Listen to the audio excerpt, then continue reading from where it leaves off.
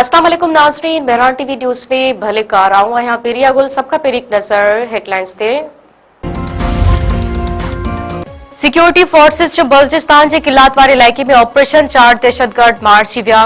ISPR चवण है त इंटेलिजेंस बुनियादन ते किलात में ऑपरेशन कयो वियो। कार्रवाई दौरान फितना हिंदुस्तान जा 4 दहशतगर्द मारिजी विया।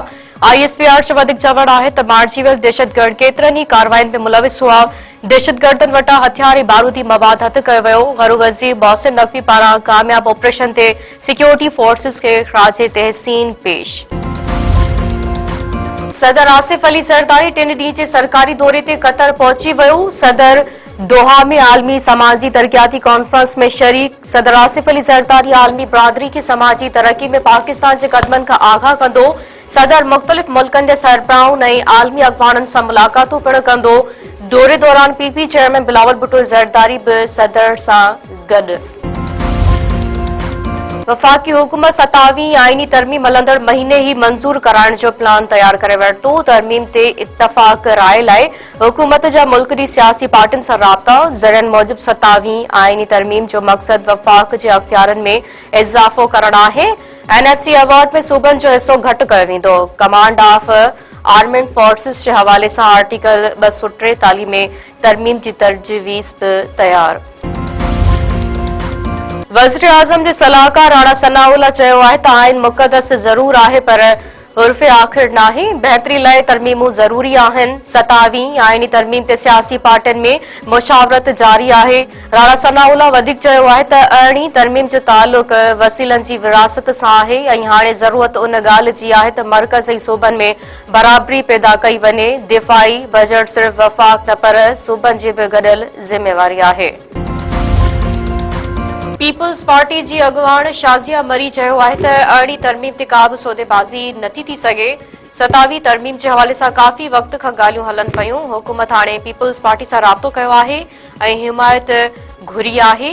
शाज़िया मरी वधीक चयो आहे त अरिड़हीं तरमीम तहत सूबनि खे मिलियल अख्तियारनि तां पोइते हटणु मुनासिब न आहे ऐं मुमकिन बि न हूंदो।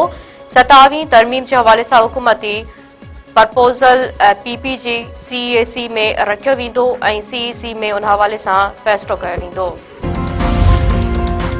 पंजाब ऐं KPK में अॼु ऐं सुभाणे बरसातुनि जी अॻकथी। ख़ैबर पख़्तूनख़्वा जे मुख़्तलिफ़ इलाइक़नि में सुभाणे ताईं वक़्फ़े सां वसकारे जो इम्कान। PDM जो चवणु आहे त अॼु ऐं सुभाणे लाहौर समेत पंजाब जे इलाइक़नि में हल्की बरसात जो इम्कान आहे। बरसात खां पोइ सूबे अंदरि फ़िज़ाई गदिलाण में घटिताई ईंदी। सिंध हाईकोर्ट गनी अमान ऐं सरमद पिराणी खे आज़ाद करण ख़िलाफ़ दरख़्वास्त ते फ़ैसिलो महफ़ूज़ करे वरितो। CTD जी दरख़्वास्त ते ॿुधणी शागिर्दनि जा वकील ऐं प्रोसिक्यूटर जनरल सिंध पेश।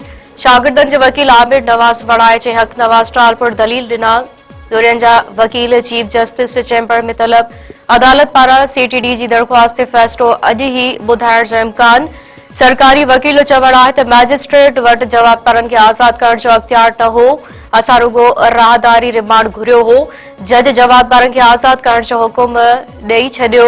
वकील आमिर नवाज़ बणाए चई ॿियनि दलील ॾींदे चयो आहे त मैजिस्ट्रेट पंहिंजे कानूनी अख्तियारनि तहत फ़ैसिलो जारी कयो। लिंक मैजिस्ट्रेट ऐं ड्यूटी मैजिस्ट्रेट वटि हिकु जहिड़ा अख्तियार हूंदा आहिनि।